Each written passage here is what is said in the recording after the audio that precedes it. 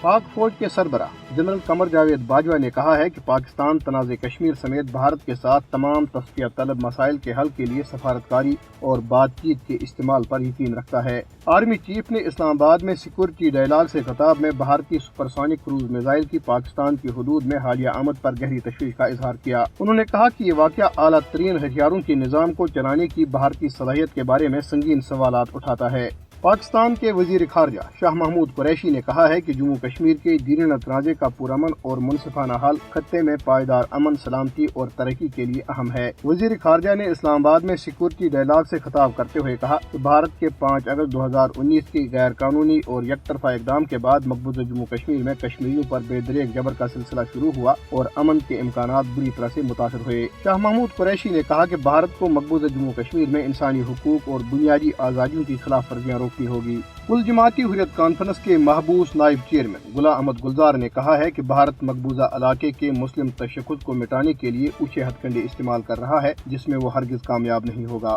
غلام احمد گلزار نے central jail سری نگر سے اپنے ایک پیغام میں بھارتی فوجوں اور پولیس اہلکاروں کی طرف سے مقبوضہ علاقے میں قتل و غارت گری کی شدید مذمت کرتے ہوئے کہا ہے کہ بھارتی حکومت ہندوتوا کی پالیسی پر عمل پیرا ہو کر مقبوضہ جموں کشمیر میں مسلمانوں کی اکثریت کو اقلیت میں بدلنے کے ایک گھناونے منصوبے پر عمل پیرا ہے۔ انہوں نے کشمیریوں پر زور دیا کہ وہ بھارت کے ان مکرو عزائم کو خاک میں ملانے کے لیے متحد ہو کر جدوجہد کریں اور بزرگوں کی سرزمین میں مذموم بھارتی عزائم کو ناکام بنائیں۔ غلام احمد گلزار نے سوپور میں ایک خاتون کی بے بنیاد الزامات میں گرفتاری کی بھی شدید مذمت کی ہے۔ غیر قانونی طور پر بھارت کے زیر قبضہ جموں کشمیر میں متحدہ مجلس علماء نے رمضان المبارک کے مقدس مہینے کی آمد پر جموں کشمیر کے مسلمانوں سمیت عالم اسلام کو دلی مبارکباد پیش کی ہے۔ متحدہ مجلس علماء نے اپنے سربراہ میر وائز عمر فاروق کی رہائی کا بھی مطالبہ کرتے ہوئے اس بات پر گہری تشویش کا اظہار کیا ہے کہ گزشتہ 3 سال سے ان کی بلا جواز اور غیر قانونی نظر بندی کی وجہ سے ان کی تمام مذہبی، دعوتی اور سماجی سرگرمیاں معطل ہیں، جسے نہ صرف کشمیری عوام کے جذبات اور احساسات مجروح ہو رہے ہیں بلکہ حکام کا یہ رویہ انتہائی تکلیف دہ اور افسوسناک ہے۔